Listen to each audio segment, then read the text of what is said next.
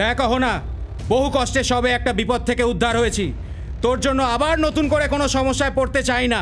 বাবা, আমি তো গত 4 মাসে একদিনও বাড়ির বাইরে পা রাখিনি। অহনা, প্লিজ একটু শান্ত হও। ঠিক সেই সময় হঠাৎ রমেশবাবুকে ফোন করেন সৌম্যর দাদু। হ্যালো, অহনার প্রেগন্যান্সি নিয়ে অত লুকোছাপা করার কিছু নেই, আমি সবই জানি।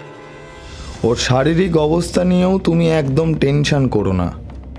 ওর সন্তান সৌম্যর পরিচয়েই আমাদের বংশ পরিচয়ী মানুষ হবে।